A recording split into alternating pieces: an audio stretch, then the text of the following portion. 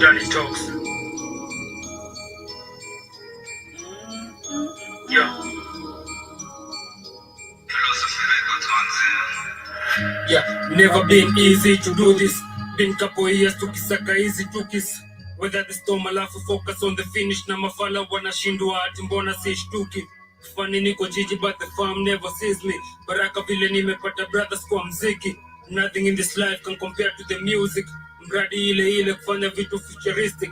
Niache nyi mnashindwa niko wera bila reason. Nyi mnadhani mimi na roga ndio nipate recognition. Wakinisaka niko wera incognito. Chini ya rada sipatikani Snapchat ama TikTok. Busy gani kuwa mafutani shinda Bitcoin. Squeezy hadi feature na lipisha bei ya crypto. Uwasibongi kama conversio beneficial. Heri ni nyamaza design ya Jose Mourinho. Miezi kama sita wanashindwa niko wapi. Wananitegea Insta ni kule wanjapi. Tripu wanga safi hadi si hadi marashi. Still I maintain social distance na barazi.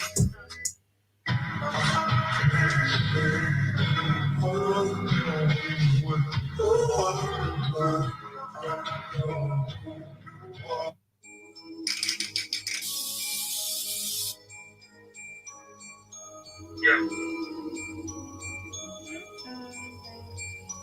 Yes, Danny talks. Yeah. Yeah, never been easy to do this. Been couple years tukisaka easy tukis. Whether the storm alafu focus on the finish na mafala wanashindwa ati mbona sishtuki. Funny niko jiji but the farm never sees me. Baraka vile nimepata brothers kwa mziki. Nothing in this life can compare to the music.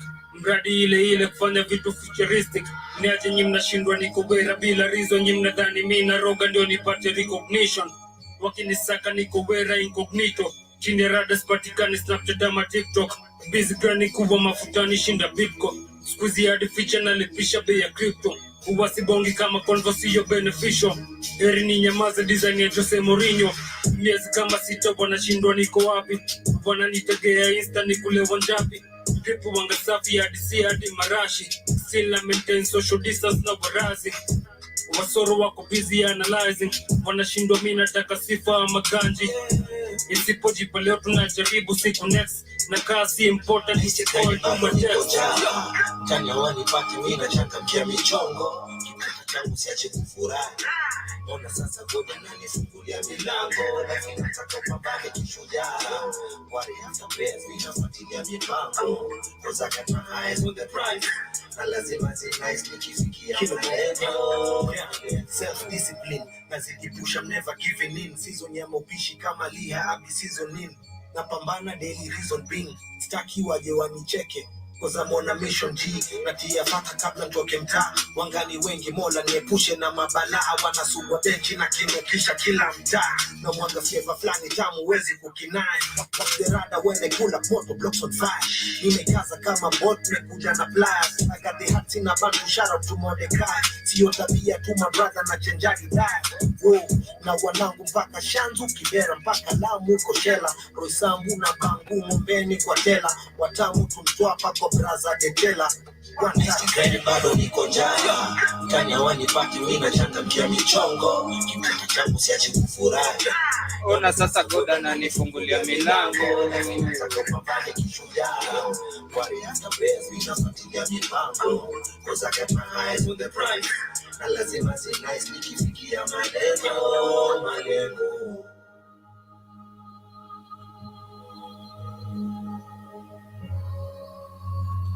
What's up, family? I hope you're having yourself an amazing Saturday afternoon. It is the 21st of September 2024, 12:49 East African time. And this is the diary of a young black king on the Black Hot Fire Network, the media of the 21st century. And of course, that is Stanton Dave with Purple Heart. Before that was Danny Talks Intronics featuring Hassan with TZUS. I hope you're having yourself an amazing weekend, because why not? I'm here to talk about, well, a lot. Last time we did a literature review of the 48 Laws of Power, and we can't discuss the 48 Laws of Power without looking at TZUS' Art of War. That's why today we are going to be looking at The Art of War by Sun Tzu. What can Africans learn from the book? And of course, what does the book talk about? So we're going to be looking at that and much more for the next 2 hours. The book has 14 chapters. We're going to be looking at, maybe we might get to look at maybe 5, because most of the chapters are very deep. Chapter 1 is about laying plans, the importance of strategy, key concepts including the 5 fundamental factors. We're going to be looking at the 5 fundamental factors that Sun Tzu discussed in his book. The 5 factors being moral law, heaven, earth, commander, and the method. The moral law is what he called Tao. Heaven, the earth, the commander, and the method. The 5 fundamental factors influence the outcome of the war. Sun Tzu said, most wars that are won before the battlefield. You win the war during the planning stage, during chapter 1.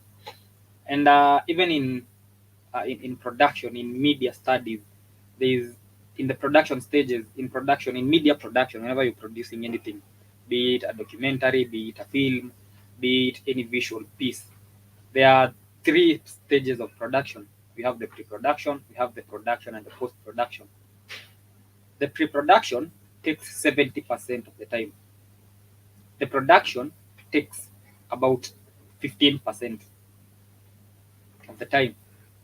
So if a movie, a visual piece is shot in 3 years, about 2 years will be spent in pre-production. Remember, during pre-production, nothing is getting shot. Nobody is on the ground, that is in the boardroom discussing the scenes. It is during pre-production that the script is furnished, the scenes are furnished. It is during pre-production that the props are furnished, the characters are furnished. And my advanced production lecturer used to say, a good producer can see the whole visual piece in the pre-production stage. Before getting to the ground, you already know, you can see your whole movie you can see your whole visual piece in pre-production. That means whenever you go to the ground, you don't change anything just because some variables changed. Whatever was discussed in pre-production is what goes into production and post-production. For example, if you have to do a documentary on prostitution, you had in the script you had indicated that you're going to interview 3 prostitutes. Then you find a 4th one with a better story than the other 3. You do not put that in just because it's a better story. You go with what was discussed in the pre-production.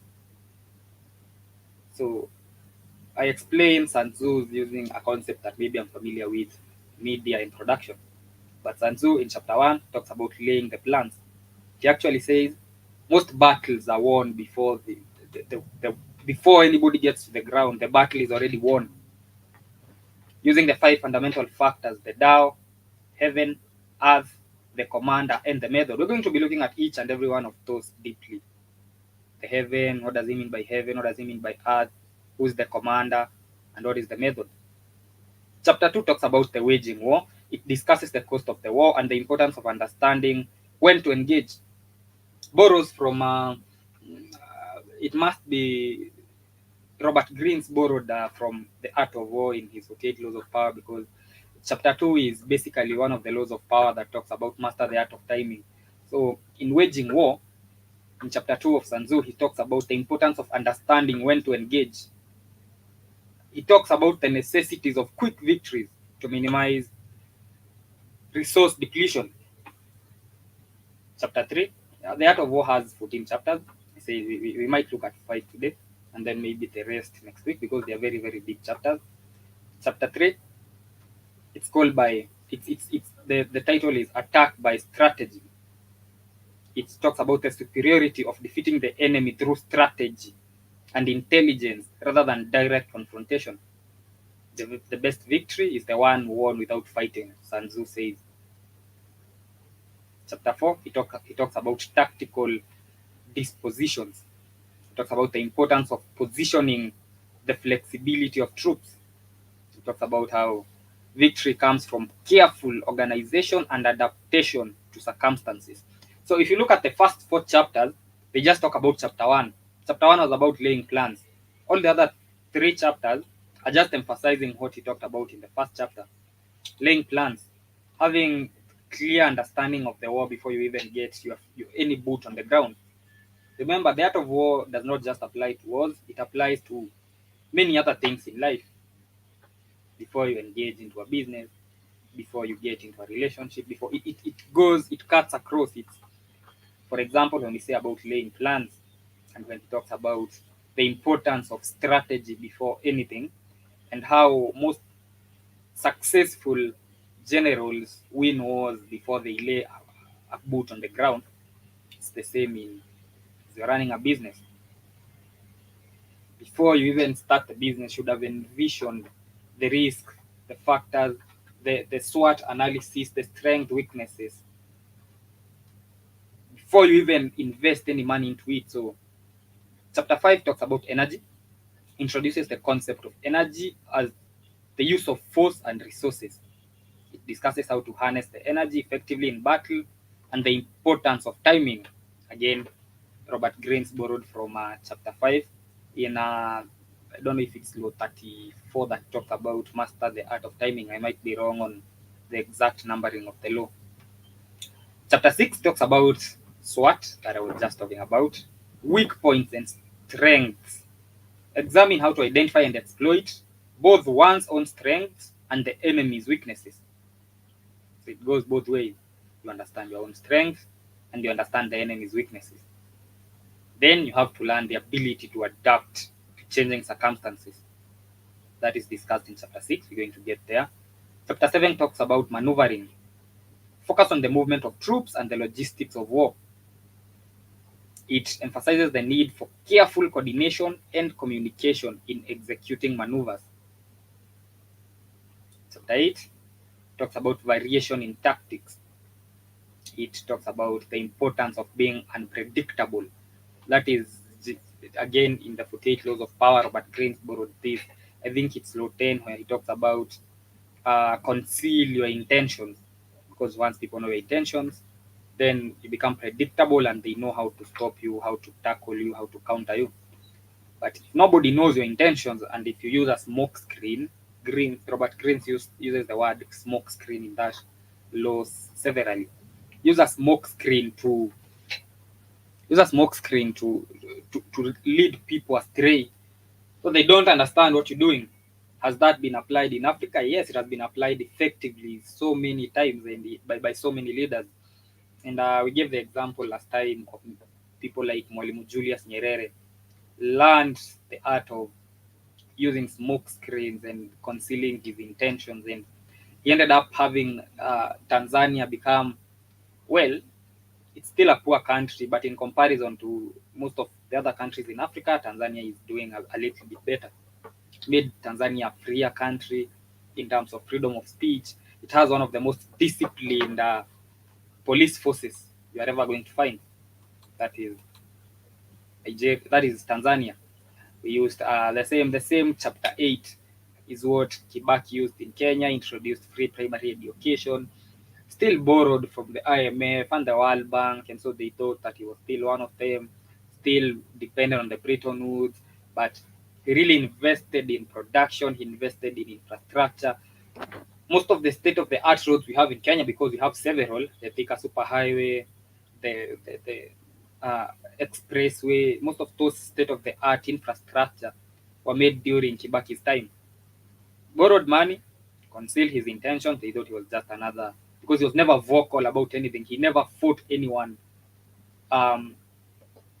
He mastered the art of timing and the art of concealing his intentions. So they thought he was one of them, but he ended up developing Kenya so much that it was during his time that Kenya's GDP grew, Kenya's currency strengthened so much, and we got a new constitution that is now a little bit better than the old one.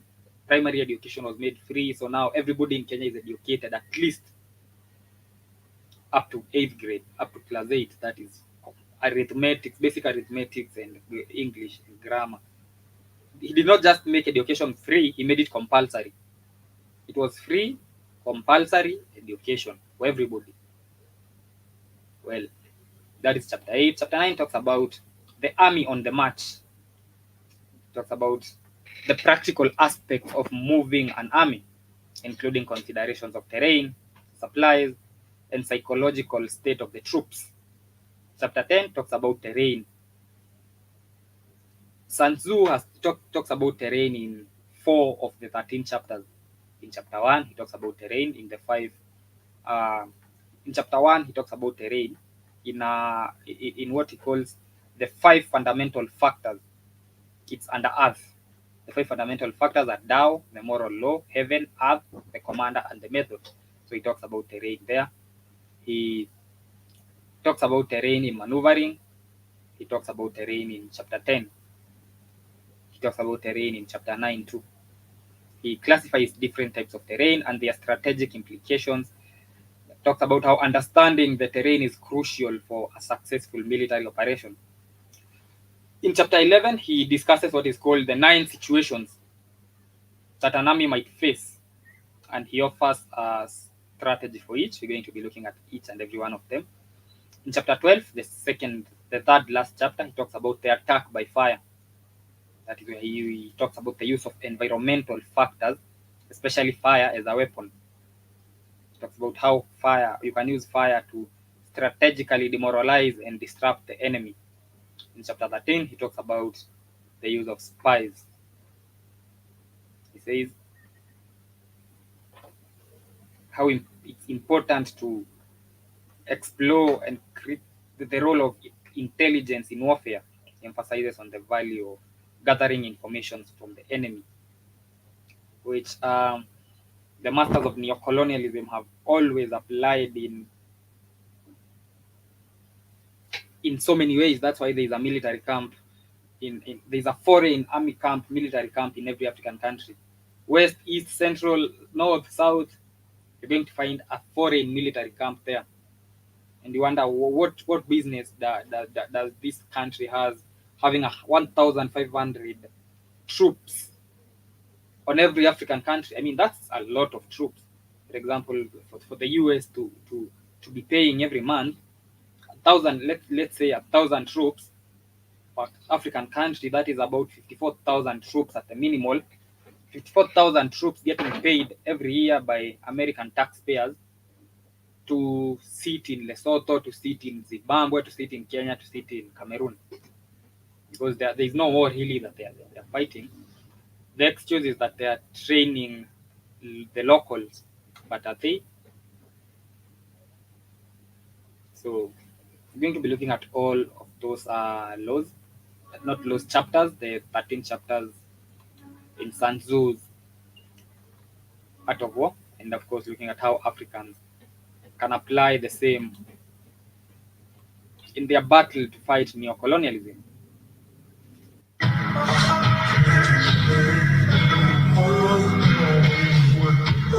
That was Sant and Dave with Purple Hearts, and we can now begin the show by looking at chapter 1, which I think is the most fundamental chapter in this book and a very fundamental aspect in the art of war, in any battle, in any undertaking that you might want to do. Laying plans. It's the foundation, it's a key element that determines the success of warfare, according to Sun Tzu. He actually uses those exact words. So laying plans serves as a fundamental element that determines the success in warfare. He talks about the importance of strategy over strength.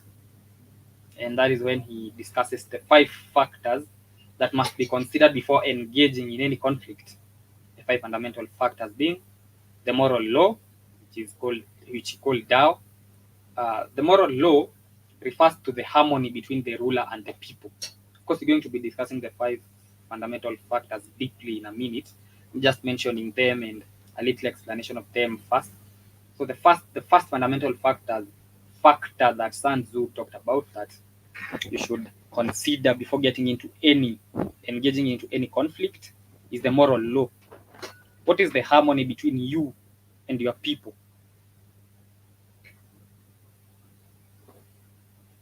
Does the harmony cultivate loyalty and support? Do the people you're sending to fight for you, are they loyal to you? Do they support you? is your force motivated? Do they know why they're even fighting that battle?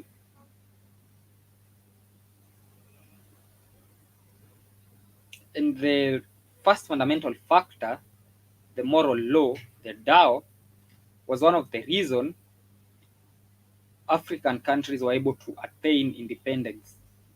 They were,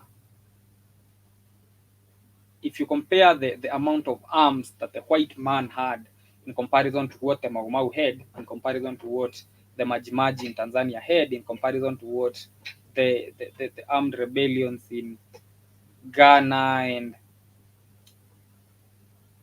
Cameroon and Central African Republic had, it's incomparable.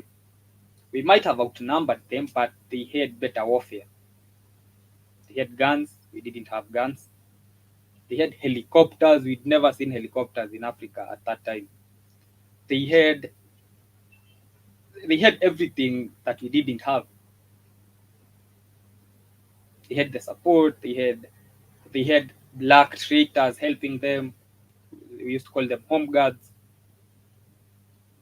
So there was no way African countries would have won in an open battlefield because we outnumbered them. But then, what value is outnumbering when he has a gun and you don't? I mean, one person with a gun can be able to get into a war with maybe 5-6 people and even more and kill them all. Because it doesn't even need to get close to you. It doesn't have to be a close combat. He's going to shoot you from a distance. But we didn't have those. We only had swords and pangas and arrows and shields but we ended up winning the war because of the first fundamental factor, the moral law, the Tao. We were more motivated than they were. We knew what we were fighting for. Our ancestors, grandfathers knew what they wanted. Our forefathers knew they were fighting for their freedom, they were fighting for their land. The white soldiers had just been assigned. They had just been sent to Africa. None of the things that were happening in Africa were going to benefit them directly. They were working under the Queen. They were on orders to go protect a British protectorate in Uganda, in Kenya, a French protectorate in DRC, a Portuguese protectorate. It was work for them. It was life and death for us. So we beat them at the moral law, the harmony between the ruler and the people. We were more harmonious and loyal and motivated, and therefore we had an advantage and were more likely to succeed than they were. We're going to be discussing Tao deeply in a minute. I'm just marrying the 5 fundamental factors and the war, the scramble for independence in Africa. The second fundamental factor Sanju talks about is heaven. By heaven represents the environmental conditions, including weather, climate, and seasons. These elements can influence the outcome of battles. The third factor is earth, which involves the geographical terrain and its strategic advantage and disadvantages. Understanding the terrain is crucial for effective planning and movement. That was the third one. The second fundamental factor that you are able to beat the mat. The second one is heaven, because of course, as Africans, we were more adapted, we were more used to the environmental conditions that we have in Africa, to the high heat sometimes, to the cold sometimes, to the heavy rain sometimes. So we were more used to, adapted to the weather and climate and the seasons than they were. That gave us an advantage over them. They were used to winters and summers and springs, and they were used to the tropical weather. That is why most of them died by mosquito bites, by the way. Most of the missionaries who came to Africa died of malaria. But now most of the Africans had developed recessive genes that made them not contract malaria. So that is why most of the missionaries actually that came to allegedly preach the word of God, most of them died by tropical diseases. So we won through the second fundamental law too, the second fundamental factor, heaven. The third fundamental factor is earth. It played to our advantage. We understood the terrain better than they did. That is why in most countries, of course, knowing that we were outnumbered, not outnumbered, but out, I don't know, I can say outgunned, because they had better armory, they had better weapons, they had better modern warfare than we had. Ours were arrows and weapons that required close combat in order to win, until maybe later when now the Mau Mau would go kill a white man and steal his gun. That is especially after they came back from Burma and the Second World War. So at that time it was easy because they knew how to operate guns. They had fought in the world wars and they came back, which was a big mistake for the white man to take Africans to the Second World War. Of course, Keith tried to explain on how they did that because they were desperate. It was a war going on. They were desperate. They needed boots on the ground, so they picked Africans and took them there. But now the problem was when they came back, they knew that the white man could be killed. They knew how to operate guns. They had gotten brave and courageous, and now it was easy. For example, when they attacked a missionary, they attacked a settler to steal his gun and be able to use it. We had one Kikuyu Mau Mau fighter, I don't remember his name, who used to bring down helicopters. He would. I saw that in a Mau Mau folklore song on how he was such a good sharpshooter.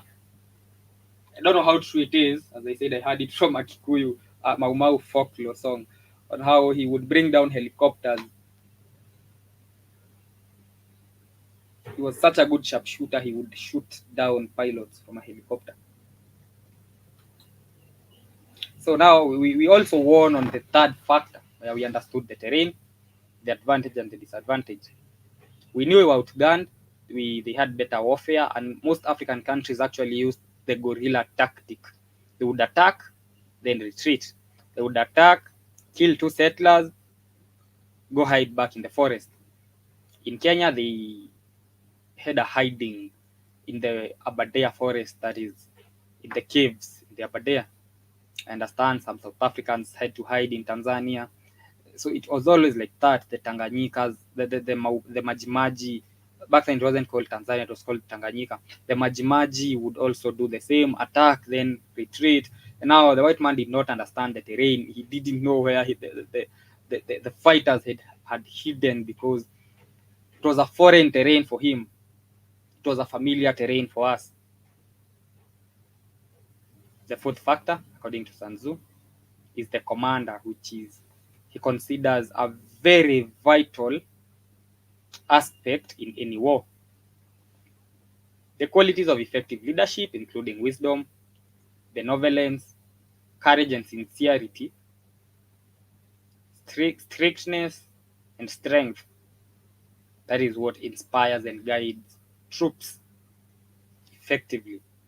Look at any successful revolution, any successful war that was won, and one underlying factor that you're going to notice is it had a good commander, it had a good leader. For the Mau Mau, there was Dedan Kimathi. For the Majimaji, I know there was a leader there too. In Ghana, we had the likes of Nkrumah pushing for the revolution, for the liberation, for the struggle for independence.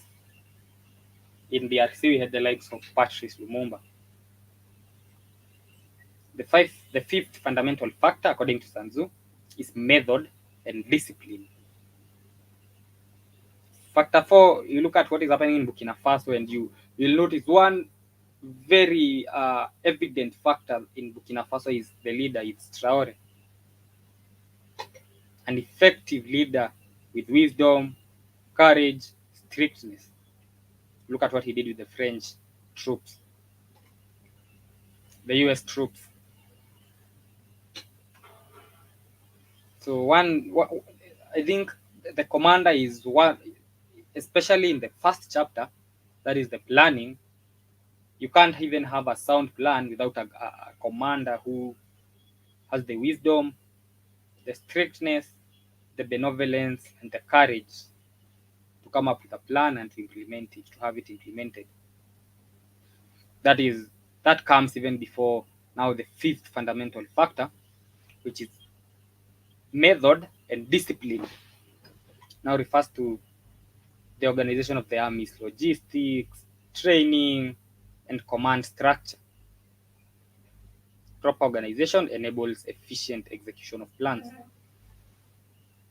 The fifth fundamental factor is the reason why we cannot go into any war as African countries and win it at the moment. How organized are we?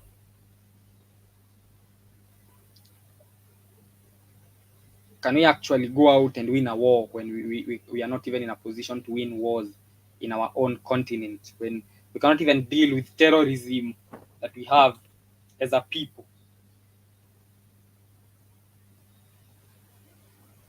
We cannot deal with the Boko Haram in Nigeria yet. We cannot deal with the rebels in Ethiopia. We cannot deal with the forces in Sudan. We cannot deal with the terrorists killing children in Central African Republic. We do not have the method and the discipline yet. The fifth fundamental factors put us out of the map. That is why we cannot go into war with any country right now. Can we go into war with the West? We would lose before the war starts. The only thing we do, the only advantage we have is the numbers. And Sun Tzu says, understand your strength and your enemy's weakness. What is our strength as Africans? The numbers. What is our enemy's weakness? The numbers. We outnumber them by far. The other weakness is they don't expect us to. They've put us into ignorance for so long that they don't expect us to. They really don't think we can. They don't see how. So their weakness is that they underestimate us. Our strength is that we have the numbers. But the fifth fundamental factor, which you shouldn't go to war without, because for all the other factors, if you were to go in war with our enemies today,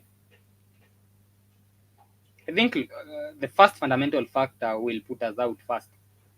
I don't think we're angry enough to say that we have established a DAO in the moral law where it's the harmony between the ruler and the people. Burkina Faso has done that. The harmony between Traore and the people, it's there. It's evident. You can see it from afar. Other African countries, 90% of African countries hate their leaders. They voted for him, or maybe not, but they hate them. One thing we have in common is our hatred for our leaders in Africa. But I don't think we are angry enough to say that we have a motivated force. No, we don't. Not until more Africans realize what is happening, and they realize why they are poor, and they realize why they sleep hungry, and they realize why they have bad roads and no electricity, and they realize why they are rich yet so poor, and they realize why Africa is the most messed up place in the world. Slums all over, unemployment all over. Having food to put to your mouth is a problem. So we're not angry enough yet because we do not know where we should be. Ngugi wa Thiong'o is the one who talks about a sick man who does not know he's sick. And one day he'll not wake up. He'll die in the middle of the night because he never knew he was sick. If he knew he was sick, he would have sought for medical attention. But he didn't because he never knew he was sick. That's Africa. Majority of the people do not know. What do I mean by do not know? They don't know that they should be living a better life than they are. They don't know that they shouldn't be living as messed up as they do. To them, if they find food to eat today, that's enough. A big shout out to Jiba Jaba, who's with me, Kush King, and General Mosquito, who's just woken up at 1:13 p.m. Good rising to you, General. And Jiba Jaba, who's saying Google, Facebook, YouTube, Instagram, Meta, or always the enemy can infiltrate and learn what a particular society is up to and also manipulate them, social engineering. Big shout out to Kush King too. So saying I don't think Africa is angry enough at the moment to be able to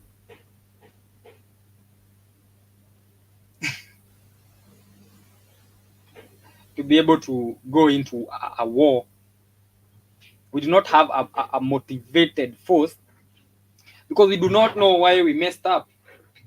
We think it's normal. We think it's supposed to be messed up. It's because of the engineering and the conditioning of always waking up, and the first thing that you see, the images that you see of Africa being displayed in the media and everywhere is that of a messed up place, and so you grow up thinking that you should be messed up, while in real sense should not be. So we are a sick man who does not know they are sick. They just think that they're supposed to be weak.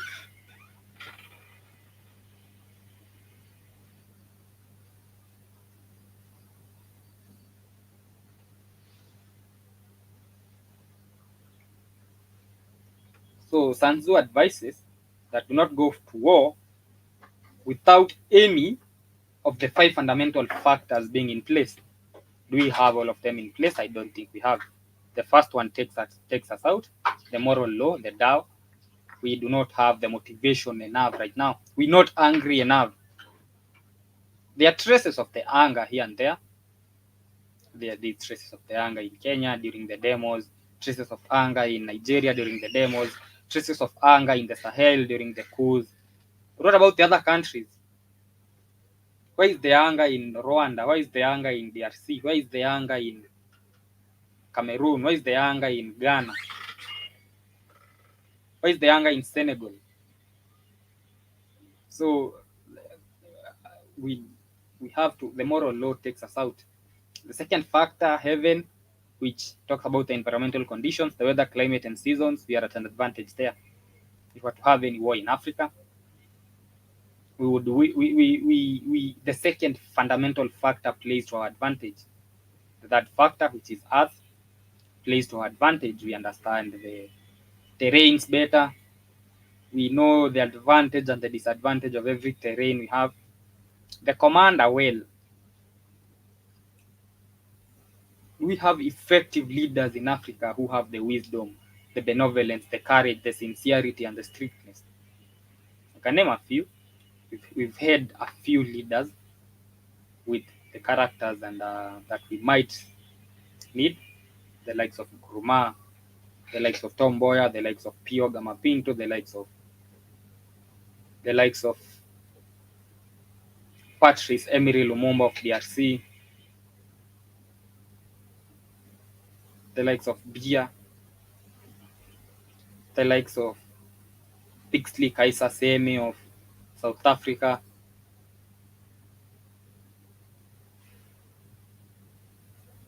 the likes of Traore of Burkina Faso, the likes of, I wouldn't put Nyerere there, the likes of, we've had quite a few of those leaders every now and then. So on the commander, if we were to go to war as Africa today, we have enough men with effective leadership skills who can inspire and guide troops to a successful victory. And on the last factor, do we have proper organization? Do we have proper logistics? Do we have proper training? Do we have proper command structures? No, we don't. We do not have proper training. The training that we have will depend on the West to do it to us. That's why we have army camps everywhere training our people.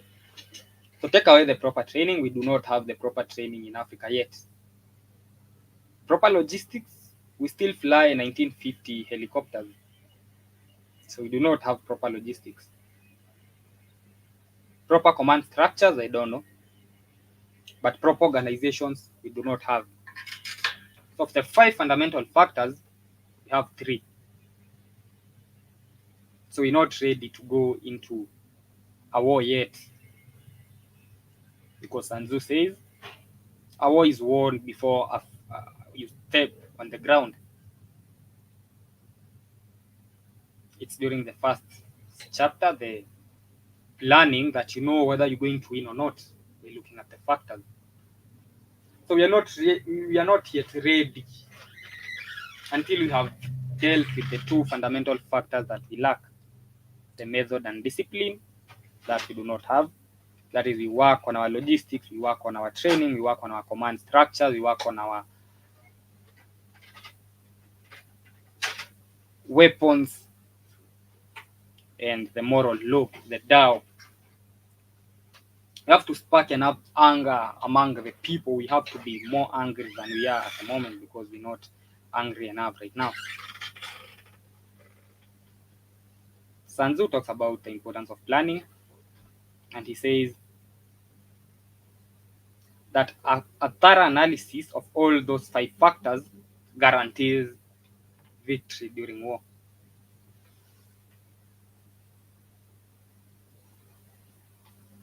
He talks about evaluating one's own strengths and weaknesses in relation to the enemies.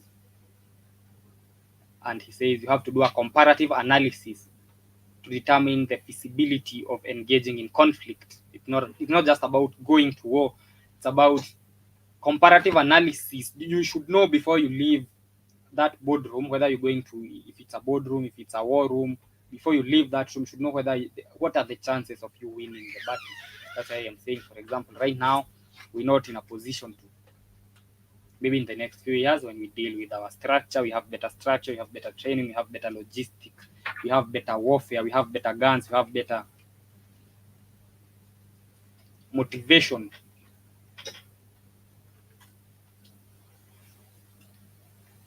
At the end of the chapter, Sun Tzu talks about the role of deception. He says, misleading the enemy can create advantageous conditions for one's own forces. And that includes working in silence.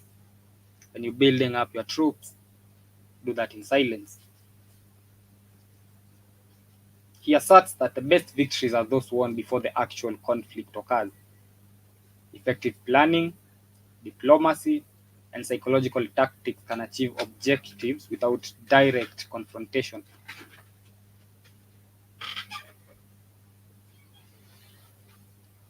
So that is chapter 1, which is perhaps the most important chapter in the book.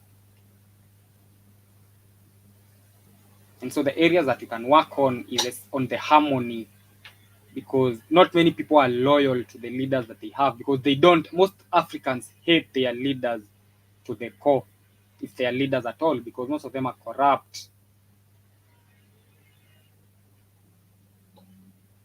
So the morale and the loyalty and the harmony is not there between the leaders and the people.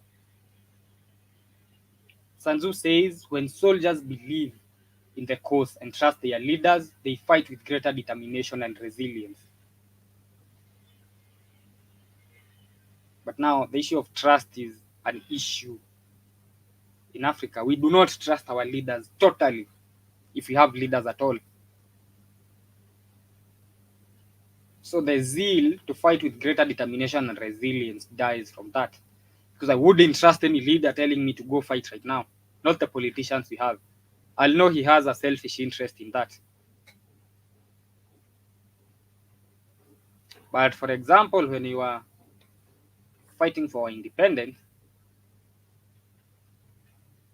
it was easy because we were not as selfish as we are now. Even had people, most of the people who led in the fights never ended up being in governments. They never wanted positions, they just wanted free countries. And most of the people who ended up being in governments were people who never fought in the war. It was the selfish ones who ended up being the first prime ministers, the first presidents. But the ones who actually fought the wars were people who are not driven by greed for power or by anything.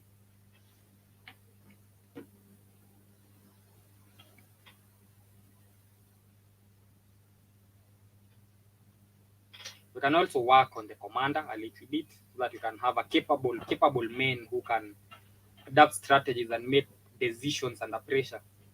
And the last one, we can work on the method and discipline. The 5 factors create a framework that enables you to understand whether you're going to win the war before it even starts. That is chapter 1.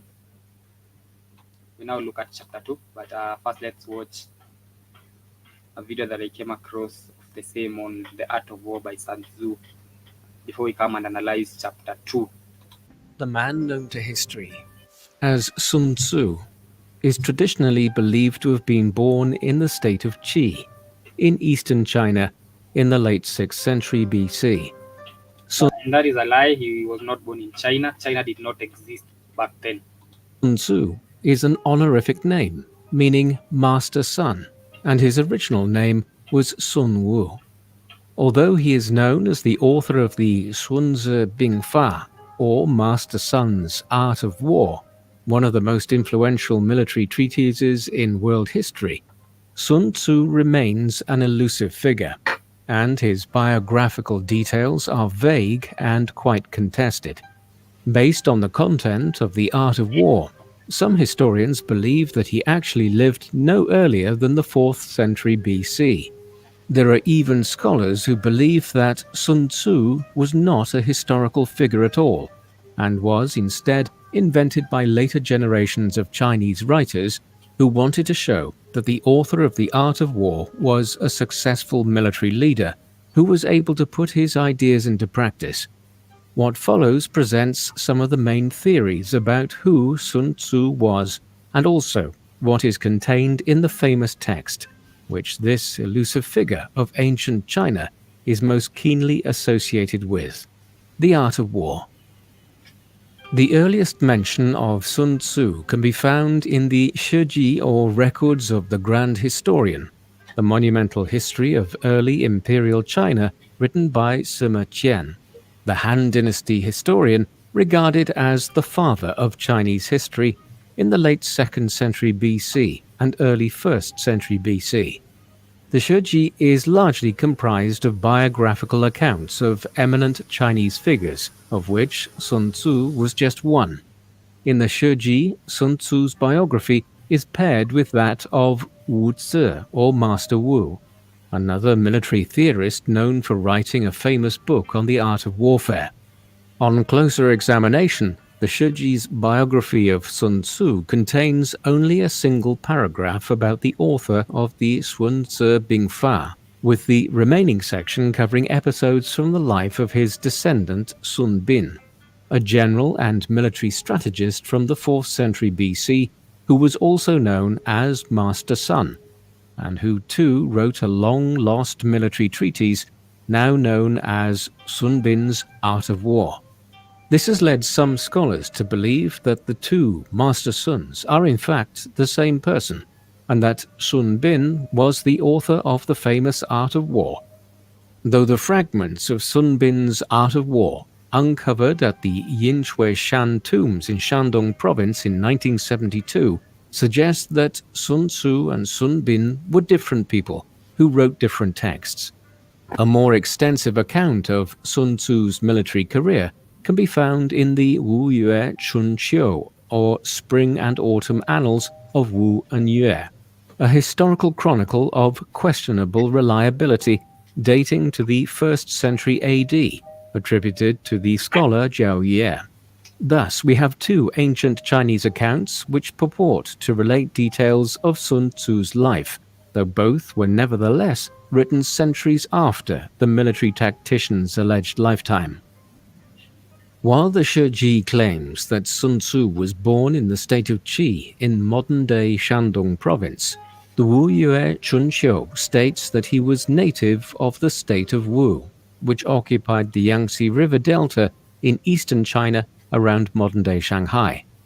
Both sources agree that his given name was Sun Wu, which rather appropriately means martial or military, while the familiar Sun Tzu would have been bestowed upon him by followers who admired his work.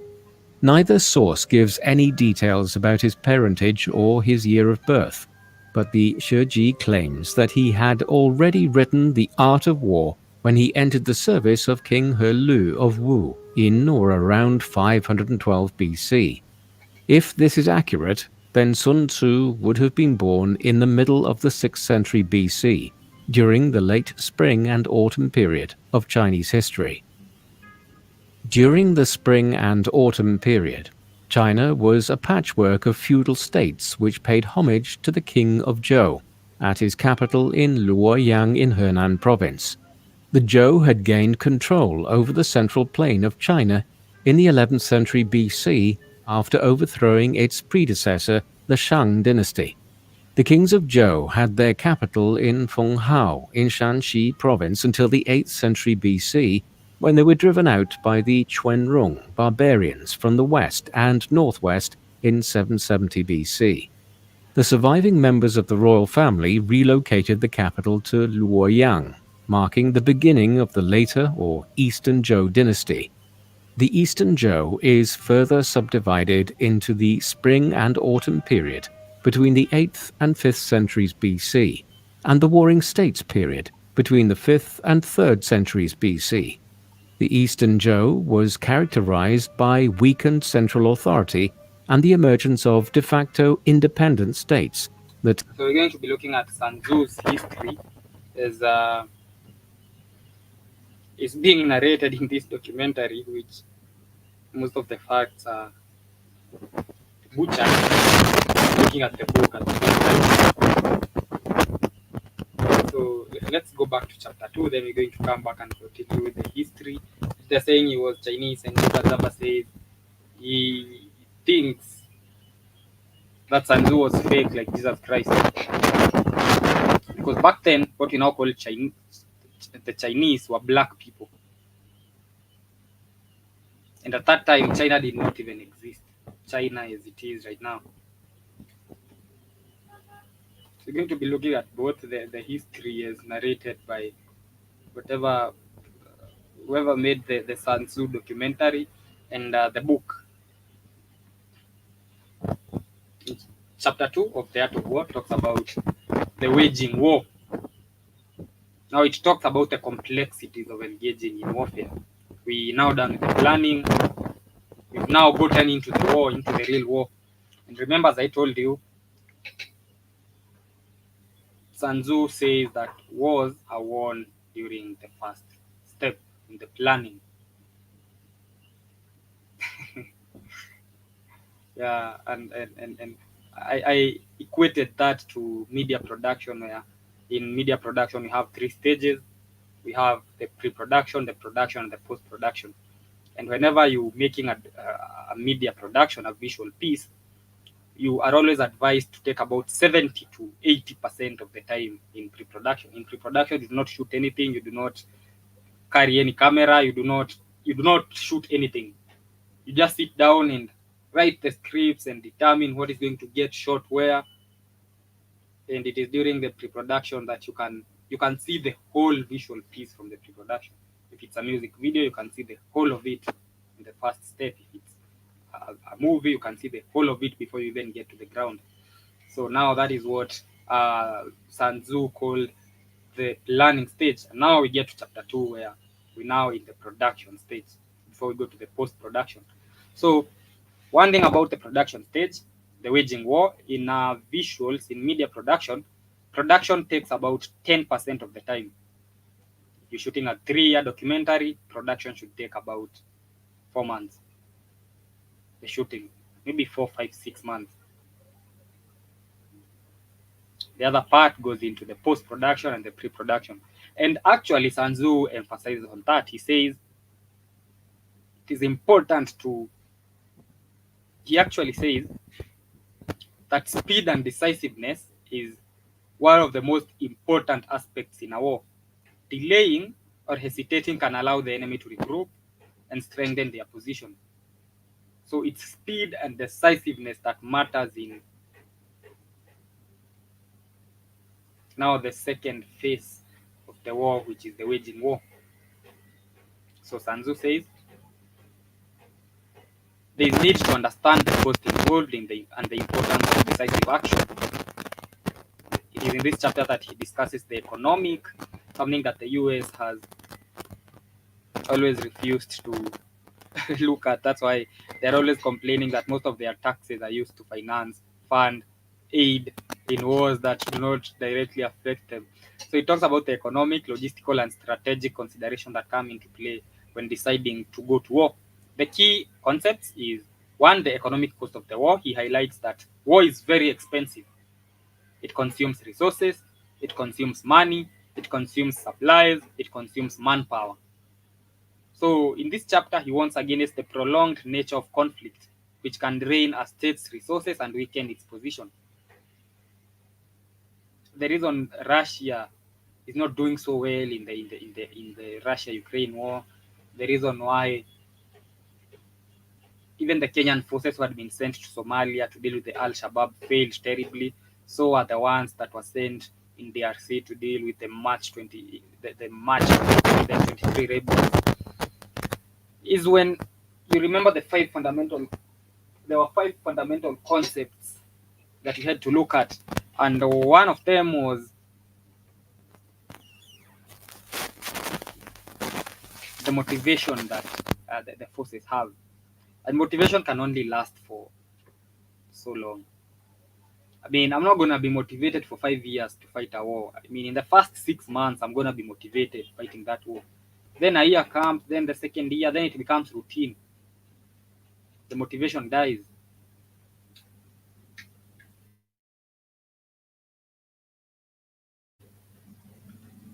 So he talks about the dangers of prolonging a conflict, which is going to drain a state's resources, one, and to weaken its position. He says that engaging in a war requires careful consideration of the costs, and he goes on to talk about how successful military campaigns are those that achieve swift victories to minimize resources expenditure. So speed and decisiveness are very vital in war, and sometimes delaying or hesitating allows the enemy to regroup and strengthen their position. When you capitalize on swiftness and speed, you capitalize on the enemy's weakness, and that, of course, leads to victory before even the situation escalates. However, mark that this is tied to the first chapter, where you have now to have done proper planning before you get into the speed and decisiveness, because if you had not gone through the 5 fundamental factors, you had not planned well, you do not understand the terrain, you do not understand earth, you do not understand heaven, you do not understand Tao, you do not have the correct logistical and training, then when now you go to attack with speed and decisiveness, you might be the one who's going to get, as you think that you surprising them, you want to catch them by the element of surprise, and you end up being the one being caught by the element of surprise. So he says that the best strategy is to win quickly to avoid the drain of resources that comes from extended campaigns. And for you to be able to win quickly, you have to have the right resources, you have to have the right framework, you have to have the right structures in order for you to be able to attack and win quickly. So that goes back to the first chapter again. Do not go into a war if you feel like you're not properly prepared. That's why as African, we are not yet there, maybe 80% there, but not yet there. 80% might be an overstatement, especially considering the amount of the level of warfare we have. We still operate on 1940s helicopters, 1950s Huey helicopters that fought in the Second World War. Are those the ones that we're going to fight the enemy with? G3 guns that other countries use for hunting, AK-47s. Hunting rifles. while other people are operating modern automatic guns. How are you going to attack and win quickly when you do not have the capacity? Your workforce, your men are not properly trained, and they have been trained by the same people you're going to fight against. He emphasizes more on the unity of command, says that effective leadership and clear command structures are very essential for successful operation. He says an army must operate with unity and cohesion to function effectively. He discourages fragmentation, which he says can lead to confusion and failure in execution. In 1982 in Kenya, there was an attempted coup. They wanted to coup the second president of Kenya, Daniel Arap Toroitich Moi. They failed. Why did they fail? There were no well-defined command structures. The Air Force was the one that wanted to coup the government. The Army and the Navy did not know anything about it. But there was fragmentation. Other people were receiving commands from a certain base, others were receiving a command from the Laikipia Air Base. So some were supposed, the first group was supposed to organize on how the State House would be bombed. There was one of them was to get into a fighter jet and bomb State House. The others were supposed to take over KBC. KBC is the Kenya Broadcasting Corporation. So the second one was supposed to take over KBC. And because it was the only operating radio station back then, so they knew if they take KBC and now they announced that they have taken over the country, now that was going to sway the masses and people would know that, you know, it's a state of emergency, the coup was successful. The third one was supposed now to attack State House after it has been bombed. The third group was supposed to now occupy State House. A very well planned, because the president was not in Nairobi, he was in Nakuru. That's about 200 kilometers from Nairobi, or maybe less. So on the day that they were supposed to attack, the first group, well organized, well structured, took over KBC, announced on the radio that we've taken over the country. And people all over Kenya, because that was the only radio operating, the KBC was the Kenya Broadcasting Corporation. It was the only radio that operated back then. So now the whole country knew that Moi had been overthrown. The second group was making its way to State House by road. The third group was supposed to bomb State House, now by a fighter jet. It is the third group that failed. And it failed the whole coup, the fragmentation that happened. So now that group was, there was a fighter jet pilot in Laikipia Air Base. So two of the military men who are planning the coup, one was to get into the fighter jet with the fighter jet pilot and go and bomb State House. But apparently, the fighter jet pilot was loyal to the government. He did not want to have anything to do with the coup. And so they say there are some forces that are there in military planes, especially considering that they operate at very high speeds. They're called Mach. They operate at Mach 1, Mach 2. They operate at very high speeds, and there are forces called the G forces. If it's going, it's that force that when you are inside a car and you start moving forward, it takes you backward, and that's the G force. So now in fighter jets, the G forces are too much that you can pass out from them, from the G forces. But for the military, the Kenya Air Force people, the Air Force pilots, they have been trained on how to deal with the G forces, so they can't pass out from the same. But now the man who was flying with the Air Force pilot was just a Kenya Army man trained on the G forces, could not withstand them. And so what the pilot did was he maneuvered the plane so many times that the other man passed out from the G forces. And then by the time he came to, the Air Force pilot was somewhere in the Aberdare. The Aberdare is a mountain in Kenya. So when he came to, they were in Aberdare and he bombed the mountain. Now the other military man thought that they had bombed State House because he had passed out and he came to and he was confused and all he had was bombing, and so he thought they had bombed State House, and so he called and confirmed that they had indeed bombed State House, but they had not. The Air Force pilot had instead bombed the mountain when this one had passed out. So the others proceeded to State House thinking that State House had been bombed. And at that time, Moi knew that there was a coup that was being attempted and he made his way to Nairobi.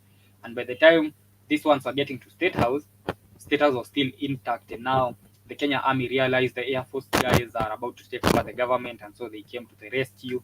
And so many Air Force men were killed on that day, and university students, and Moi took over the government in a few hours, and all those who were involved in planning the coup were hanged. They are actually the only people in Kenya's history to ever receive a death sentence, to have a death sentence executed on them. We do have death sentences, but people are not killed.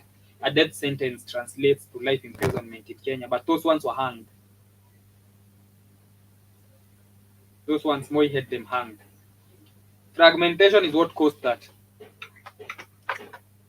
The command structure was not, it wasn't defined.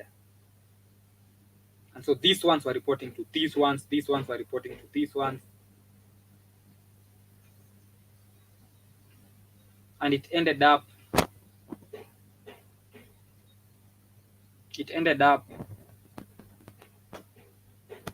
spoiling the whole coup attempt. It's the only coup attempt that we've had in Kenya. It failed terribly due to the fragmentations that came in. So let's go back to Sun Tzu's history, and then we are coming back to discuss chapter 3. Today we are looking at the first 5 chapters of the book. Just 13 chapters. We cannot be able to exhaust all of them today, but we're going to be looking at the first 5 and maybe look at the other 7 later. Nominally acknowledged the sovereignty of the king of Luoyang. Many of these feudal states had been founded in the 11th century by Zhou princes and influential generals and statesmen who were granted dukedoms throughout the Central Plain in recognition for their contribution to the founding of the dynasty. Over several generations, these dukes established their own independent power bases and began to take less notice of the king, though they continued to consider the king of Zhou their nominal sovereign. By the time the Zhou court moved to Luoyang, the king's power had severely diminished, and he could do little to prevent his hundreds of vassals from fighting among each other to expand their own territories. Hence, China's history in ancient times is a tale of a relatively powerful polity emerging as early as the 2nd millennium BC in the shape of the Kingdom of Zhou, but then followed by a period of royal decline and political fragmentation, before a new imperial power would eventually emerge and unite China under Qin rule. All of this ensured that China was dominated by warfare and conflict for many centuries, and Sun Tzu apparently lived in the midst of this. Surely it was this instability that led figures like him in ancient China to consider the art of war and how conflicts should be won and lost. In order to understand the background to Sun Tzu's alleged government service and how he was immersed in the high politics of late 6th century BC China, we need to understand some of the political intrigue and machinations of the time. During the spring and autumn period, and despite the broad political fragmentation of China at the time, the Zhou kings still retained considerable moral and spiritual authority over the central plain of China. For this reason, a series of powerful rulers who achieved leadership status among the feudal states, either by war or diplomacy, were granted the title Ba or Protector by the Zhou king, though the term is usually translated into English as hegemon. While several ancient sources, including the Shiji, refer to the 5 hegemons, no 2 sources share the same list of 5. The earlier hegemons were from dukedoms within the Yellow River Valley, who swore allegiance to the Zhou, including Duke Huan of Qi in the east in the middle of the 7th century BC, and Duke Wen of Jin in the north in the 630s BC. By the beginning of the 6th century BC, political entities from outside the Yellow River Basin began to challenge the Zhou feudal system. The first of these was the state of Chu, south of the Yangtze River, whose rulers began calling themselves kings at the beginning of the 7th century BC as a challenge to the Zhou. Over the next decades, these different powers, the Zhou, Chu, Wu, Jin, and others, would continue to intrigue and make war on one another. If Sima Qian's account is true, then this is around the time that Sun Tzu was born and grew up. His experiences were ones of war and political chaos. It would only become more chaotic in the years ahead, and soon Sun Tzu would be personally involved. In the spring of 514 BC, forces of the Kingdom of Wu invaded Chu in an attempt to take advantage of the death of the ruler there, King Ping, the previous winter. The Wu armies were commanded by Prince Gai Yu and Zhu Yong, both of whom were brothers of King Liao. Prince Guang, a cousin of the king, now seized the opportunity of the prince's absence waging war on Chu to assassinate King Liao and take the throne of Wu for himself. He invited the king to his house for dinner, where, despite the presence of the royal guards, the assassin managed to stab the king with a dagger that had been hidden inside a grilled fish, his favorite dish. King Liao died instantly, and Prince Guang led a body of armed men to overpower the late king's bodyguards. Prince Guang duly established himself as King He Lu of Wu. Upon hearing the news of the usurpation, the late king's brothers defected to Chu. In his biography of Sun Tzu in the Shiji, Sima Qian states that Sun Tzu entered the service of this King He Lu in the 3rd year of his reign, around 512 BC. The Wu Yue Chun Qiu gives further context for the appointment, which is once again credited to Wu Zishu. By that time, King He Lu had advanced his plans to launch a campaign against Prince Gai Yu and Prince Zhu Yong, the two Wu princes who had defected to Chu after their brother was killed, and his throne was usurped by King He Lu. Our sources, sporadic as they are, suggest that Sun Tzu was introduced to the king around this time with the intention that he might lead the campaign against Prince Gai Yu and Prince Zhu Yong and their followers. According to the Wu Yue Chun Qiu, Sun Tzu was an expert in military affairs from Wu, who lived in seclusion because his talents were not appreciated by others, and it was only when emissaries arrived from the kingdom of Wu to implore him to take command of the armies that Sun Tzu's abilities were recognized. During their first meeting, King He Lu asked Sun Tzu several questions about military strategy and was impressed with the perceptiveness of each answer. After he was satisfied with Sun Tzu's knowledge, he asked him to demonstrate he could put his ideas into practice. The Shiji offers a simpler explanation, namely that King He Lu had read The Art of War and invited Sun Tzu as its author to his court to offer a practical demonstration of his methods, while the Wu Yue Chun Qiu does not mention the art of war at all. Although Sun Tzu's Art of War has become the most influential military treatise from ancient China, many scholars from different philosophical traditions wrote extensively about military affairs during the spring and autumn and warring states periods in ancient China. It's worth reflecting on the text itself here, before exploring the limited details of Sun Tzu's life further.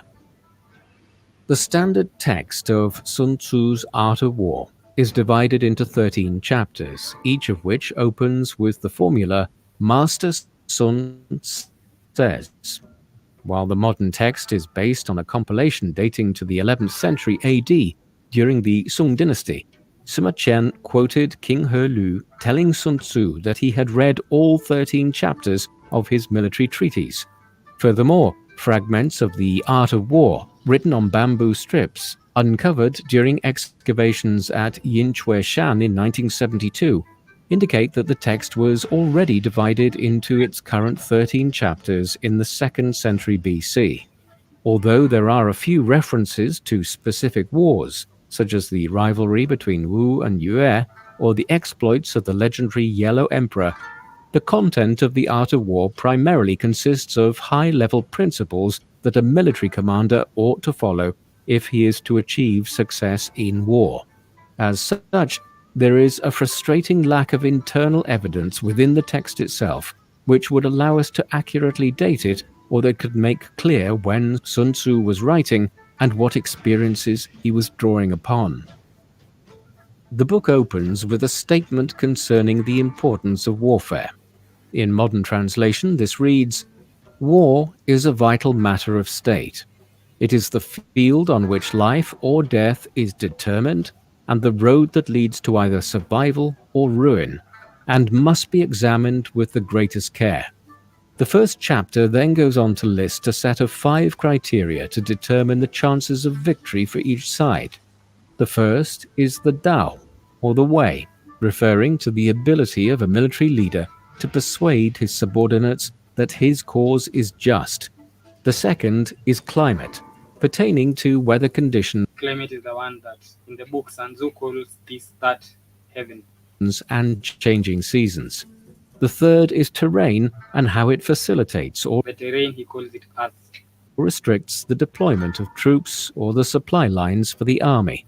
The fourth is command, relating to how a leader can motivate and discipline the troops. And the fifth is regulation, referring to the organization of the army, its logistics and lines of communication, and the structure of the chain of command. Sun Tzu argues that by assessing each of these factors, it is possible to provide an assessment of the likelihood of victory before the start of a campaign. In the 2nd and 3rd chapters, Sun Tzu discusses the conduct and planning of campaigns. He places great importance on the need to keep the army well supplied on campaign, advising that it is best to keep campaigns brief so that the army does not run out of supplies, adding that it is better to fight on foreign territory and live off the land than to rely on long supply lines. In Chapter 3, Sun Tzu goes even further, famously stating that it is best for a commander to achieve victory over the enemy without fighting at all. Accordingly, a state's best options are to undermine the enemy's strategy and its diplomacy, and only resort to employing military force when there is no other choice. While Sun Tzu's emphasis on avoiding war has become one of his most influential concepts outlined in The Art of War, he did recognize that there are times when the state has no choice but to mobilize its armies and fight. Sun Tzu goes on to offer several rules of thumb for how to deal with the enemy, depending on the size of each army, also stressing the importance of knowing the enemy's strengths and weaknesses and acting accordingly in line with these.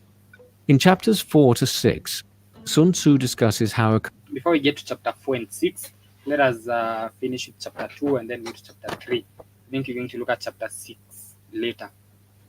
In chapter 2, that is where Sun Tzu also talks about psychological warfare. And he says that psychological aspects of war are sometimes very vital in that it eliminates, it adds the strength in the threat of engagement. So it's about understanding and manipulating the enemy's perception without even getting to the ground. And that is why you see in every country, whenever there is, they always try to have those army parades and to show that the weapons that they have, the latest jets. In most state functions, in most countries, there's going to be a segment where we will be having a parade, we'll be having the army trying to show some of the latest helicopters they have purchased, some of the latest jets they've purchased, some of the latest ammunition they've purchased. It's all about psychological warfare. It's manipulating the enemy's perception before even going to the war in itself. So basically, the second chapter just talks about the management of resources, talks about how a well-equipped army that has enough resources is likely to be more motivated and have more zeal to fight.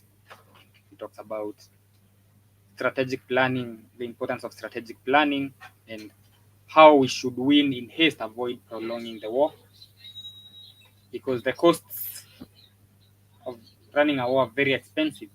Sun Tzu actually severally advocates for winning without fighting. He was not a big fan of going to the war in itself, and advocates severally for winning without having to have any foot on the ground. In chapter 3, Sun Tzu talks about attack by stratagem. Now talks about the importance of strategy. Now that you're done with the planning, now you're in your production phase, now you're in the actual war phase. It talks about attack by stratagem. If you look at Sun Tzu was an overplanner. Master Tzu was an overplanner. He planned and planned before. He was more about having the plans in place first before going into war. That's why it says, look at the 5 fundamental factors. If you don't have any, don't go to that war. Look into ways where you can actually fight that war without you going into that war.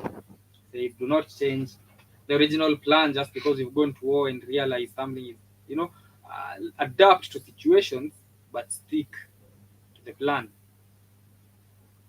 So it talks about how strategy is more important than brute force in achieving victory. And for that, he gave several themes and strategies. He talked about the importance of strategy, asserting that the best way to win is to outsmart the enemy rather than engage in direct confrontation. This involves the first step, which is careful planning and understanding the dynamics of warfare rather than just confronting the enemy without understanding the dynamics of the warfare. He talks about, again, winning without fighting. He emphasizes winning without fighting in every chapter in his book, although he admits that sometimes fighting is the only option. At that time, you have to fight. So the central idea in the third chapter, in Sun Tzu's third chapter, is the concept of achieving victory without actual combat. He emphasizes that the skill is to defeat the enemy's strategy and morale, therefore rendering a direct conflict unnecessary. You mess up with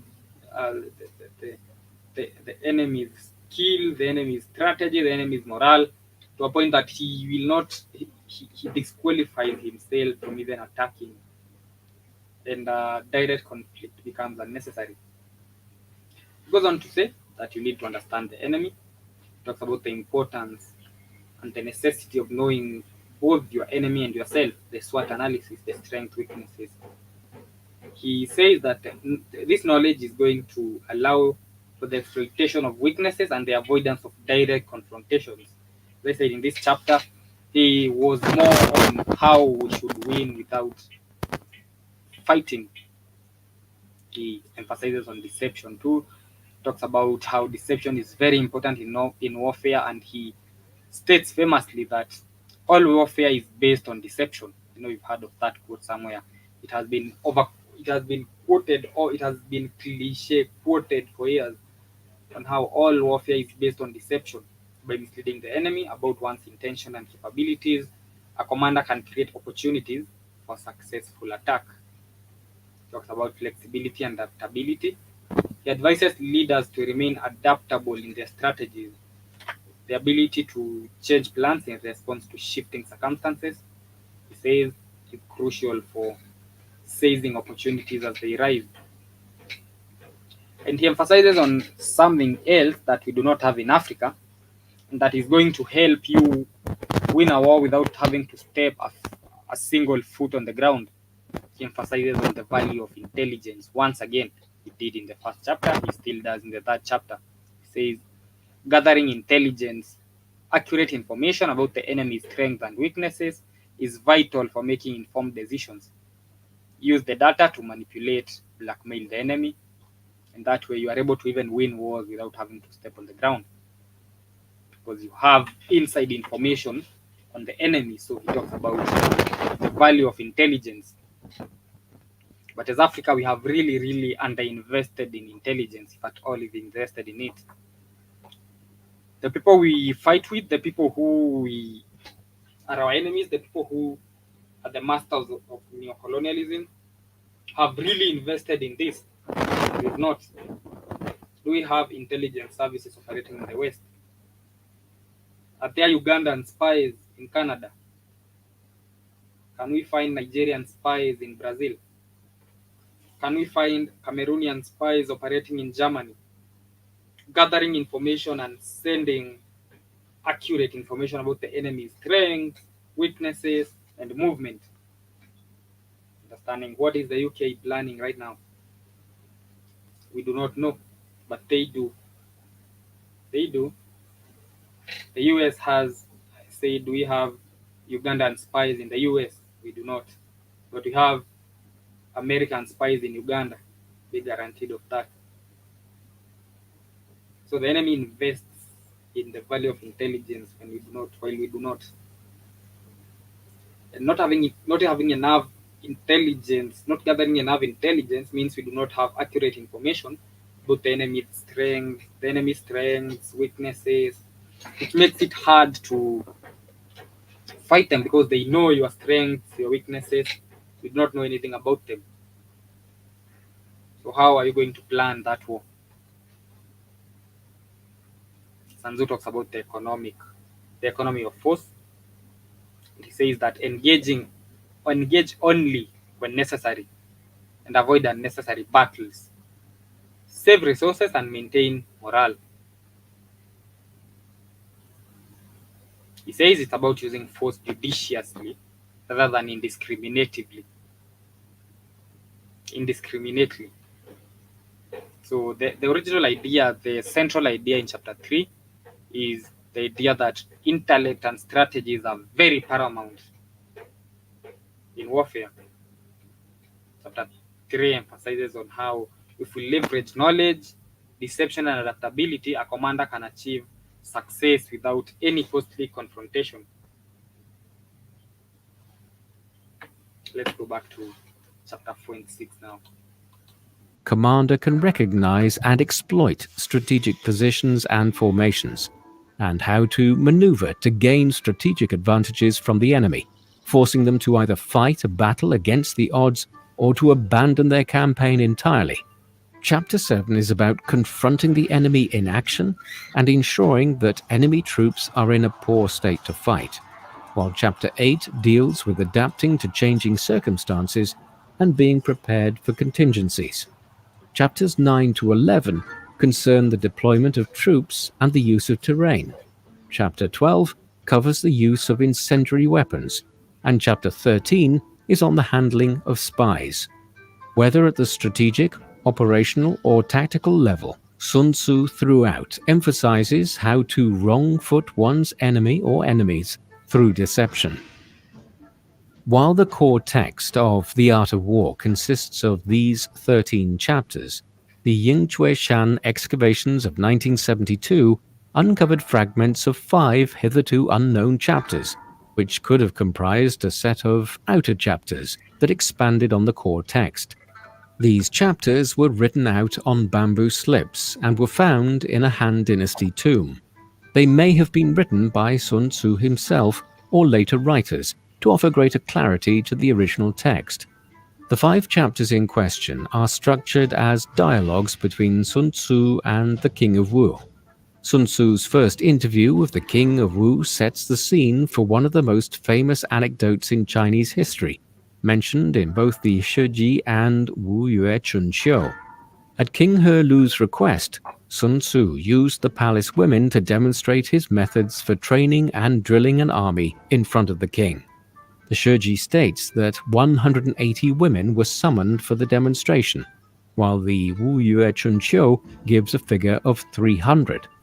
After the women were equipped with helmets, armor, swords, and shields, the group was divided into 2 companies, each commanded by one of the king's favorite concubines. Sun Tzu began by beating the drum signals for advance, right turn, left turn, and retreat, repeating the demonstration several times to ensure that the instructions were understood. However, when Sun Tzu beat the signal for right turn, the women collapsed into laughter. Recognizing that his instructions may not have been clear enough, Sun Tzu clarified them and once again repeated them several times. When he beat the signal for left turn, the women still responded with hysterical laughter. The infuriated general then explained that while the failure to follow orders on the first occasion may have been down to the general's commands, now that the orders were clear, it was the soldiers and officers who were at fault. Sun Tzu then gave orders to execute the 2 company leaders.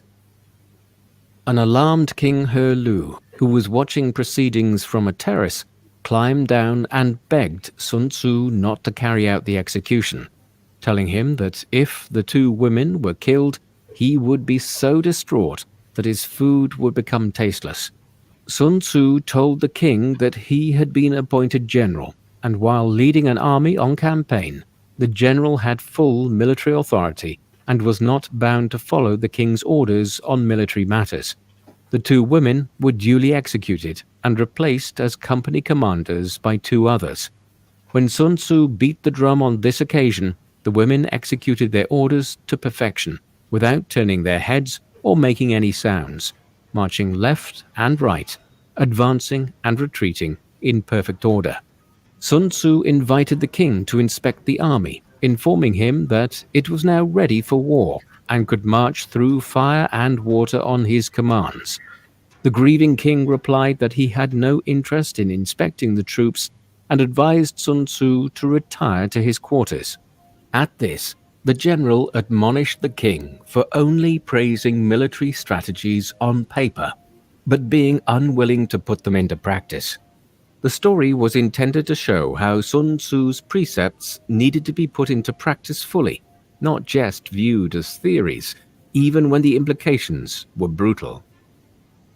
According to the Shiji, this rebuke persuaded King He Lu that Sun Tzu was truly an expert in military affairs, though the Wu Yue Chunqiu once again claims that another official intervened and told the king that he could not expect to achieve his ambitions of becoming hegemon without employing Sun Tzu to lead the armies.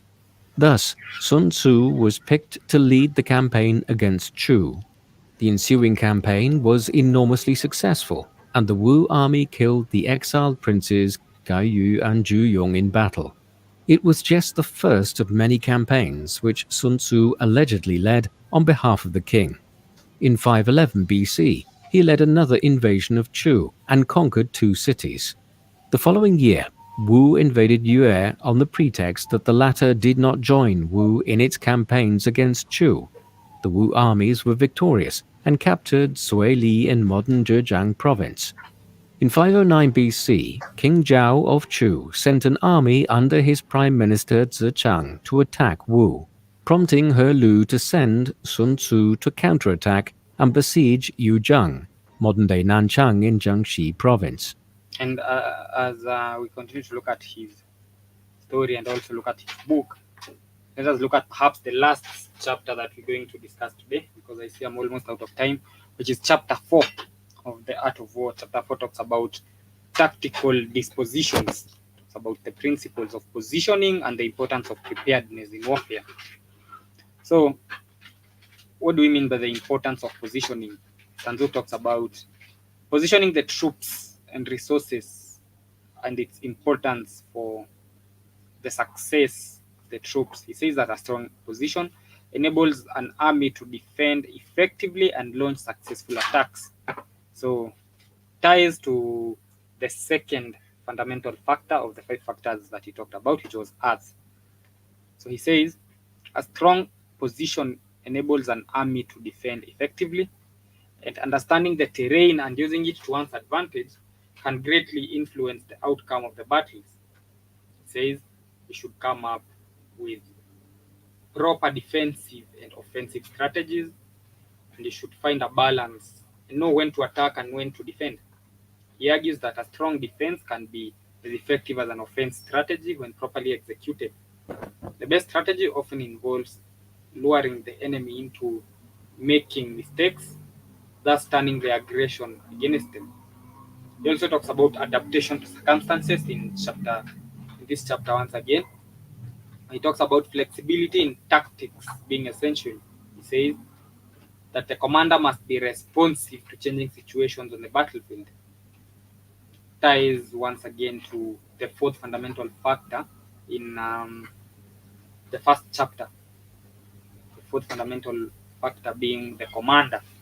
So the commander should be able to be responsive to changing situations on the battlefield, and this includes the adaptability to be able to have a variety of tactics that they can employ, because these adaptabilities allows for the reallocation of forces and resources as needed to maintain an advantage. He also emphasizes on understanding the enemy in this chapter. He says a deep understanding of the enemy's capabilities, strengths, and weaknesses, the SWOT analysis, is crucial for effective tactical decisions. He says that knowing the enemy allows for better planning and execution of strategies. Sun Tzu advises that you should establish control. He says that this includes choosing when and where to engage the enemy, as well as maintaining the initiative to dictate the terms of engagement. But for that to happen, he says, there has to be morale and leadership. So he says that it's the role of the leadership to maintain the troop morale. A well-led army believes in its cause and leadership and is more likely to perform effectively in battle. Law 10 in the 48 Laws of Power is emphasized here again about the use of deception and misdirection. Continuing from the previous chapters, Sun Tzu emphasizes that you should use deception as much as you can, which is going to mislead the enemy about one's true intentions. This creates an opportunity for the commander to attack while minimizing the risk. Preparation and readiness, and he says that preparation is a recurrent theme. He says, as he had in the previous chapters, that an army must always be ready for battle with clear plans and contingencies in place. This readiness not only applies to the troops, but also to the logistics and supplies needed for sustained engagement. So chapter 4 basically just talks about tactical positioning and preparation for warfare. It talks about finding a balance between offensive and the defensive, flexibility in response to the battlefield dynamics, and the necessity of understanding both one's own force and those of the enemy. So, as I say, these principles are not just applicable in military strategies, they can also be applied in other competitive scenarios where you might need strategic thinking and adaptability. That is chapter 4. We are going to look at chapter 5 as the last chapter of the day. With orders to advance on the Chu capital at Ying. While the Wu army successfully captured Yuzhang, the Wu commanders once again stopped short of attacking the Chu capital. 3 years later, in 506 BC, He Wu once again suggested a campaign targeting the Chu capital and asked Sun Tzu for advice. He argued that it was too risky for the kingdom of Wu to launch such a campaign on its own, and suggested seeking alliances with the states of Tang and Tsai. After the alliance was formed, the coalition army assembled at Yuzhang and defeated Zechang in 3 battles on the eastern bank of the Han River. In late 506 BC, the opposing armies met once again at the Battle of Boju. The king's brother, Prince Fugai, proposed attacking the enemy straight away, arguing that Zechang was a poor leader and his soldiers would not be willing to fight hard for him. That is something we're not going to look at. Yeah, it looks like Africa with all these goofy countries. And then you get It must have been because it was the second, and it was about the second 2 BC. At that then you time, get then you get 300 later. Emperor Chen says, "Fuck all that. Fuck all these countries. I'm gonna take it all over. All these bastards are gonna be named after me. China. That's how you got Chinese people. That's where they came from. Emperor Qi, 200 years, well, not about 200 years after that, said, nah, fuck all this shit, all these countries and all this division. What you gonna do, Emperor Qi? He said, they'll never come together, unite by themselves. I'm gonna force it.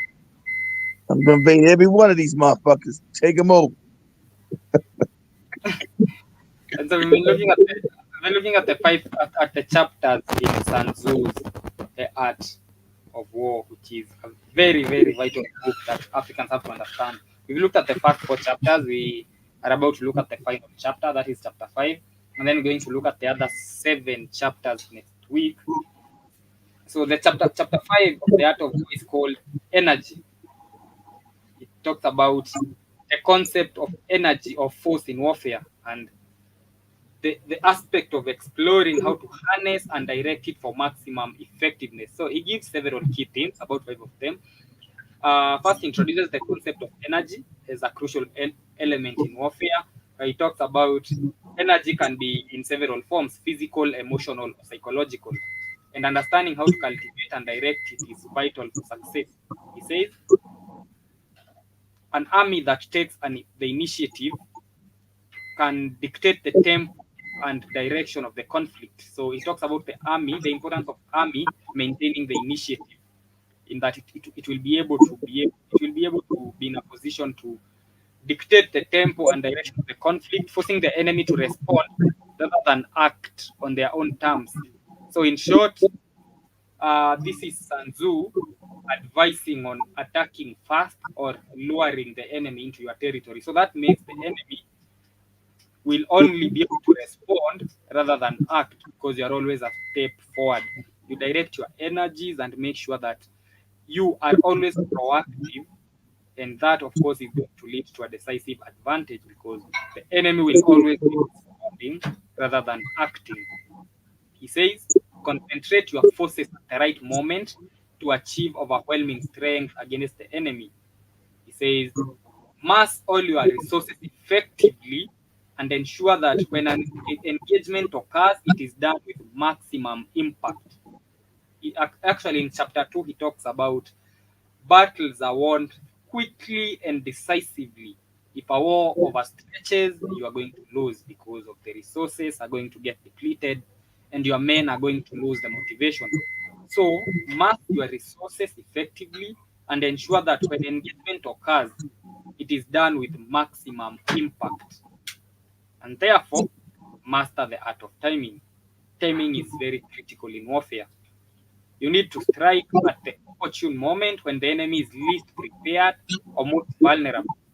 And again, gather intelligence so that you can know the enemy's weaknesses and your own strengths, so that you know when the enemy is most vulnerable, so that you can be able to be patient and you'll have the precision in timing, so that when you attack and when you hit, it is done with maximum impact. Robert Greene borrowed this and put it in his 48 Laws of Power and said, destroy the enemy completely. So, Exactly. You got to understand if you're going to go to war, you've got to make sure you've already won the war before you even started. So he's telling you gather intelligence, spies. The African hasn't grown up to have spies. He hasn't grown up. He hasn't created a CIA of his own. He hasn't done that. Still a child. Hasn't done shit that this book, like I told the boy, that this book was written couple hundred years ago. This book is 2,500 years ago. yeah. Okay? Tell you about the thing, the need for reconnaissance, need for intelligence. Intelligence means reconnaissance, going behind the scene, putting people in other lands so you'll know what the hell is going on. It's only common sense that you would create a spy agency.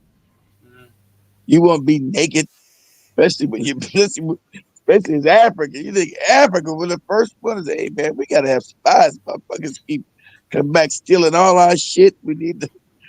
We How I got to." wish, how I wish the Nigerian man you met the other day was a Nigerian spy operating in the United States. Nah, he wasn't no spy. He was a low budget.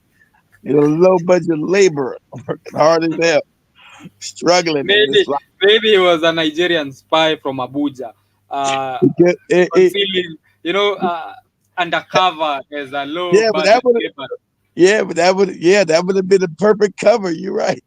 'Cause I wouldn't even know. That's right. That's what you got to do. But sorry, Agent Hitman from Lagos. I'm sorry, but the Africans haven't grown up enough to do. Everybody in the world has spies, but the African. Everybody, that's crazy, crazy as cat Yeah, shit.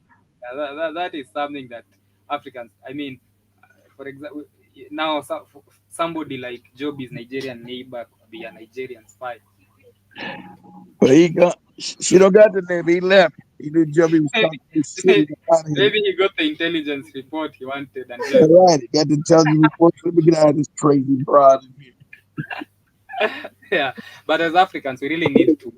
We can't win any war without having intelligence reports. Intelligence. When are we going to know the right time to attack? When are we going to know the enemy is vulnerable? And I say, can Exactly. you find a Ugandan? Can you ever find a Ugandan spy in the US? No, you won't.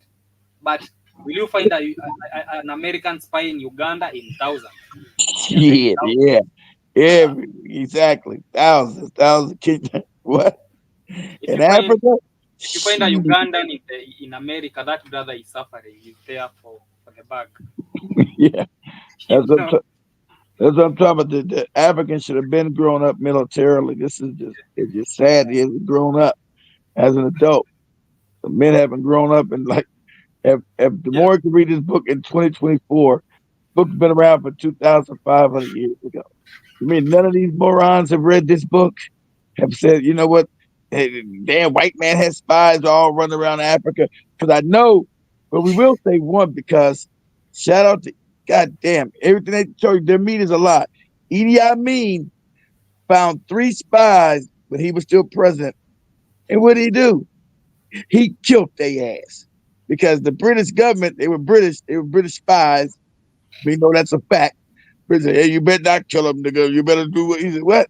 Talk about these spies. They're gonna die. We caught them spying in Uganda. And you can look that up with a white man, because white man expects you to kill his people when he does wrong to you. You're supposed to be stupid. You know, he can kill you, but he still believes you're a dumb backwards nigga. So when Idi Amin caught those spies inside of Uganda in the 70s, the British like, well, you need to release them. So he's a spy. He said, yeah, so what? First they tried to lie to him as if he didn't know it. These are spies. He said, no, they're not spies. They're like businessmen and some shit. No, these are spies. We caught them spying. They said, yeah, so what, nigga? You're going to release them.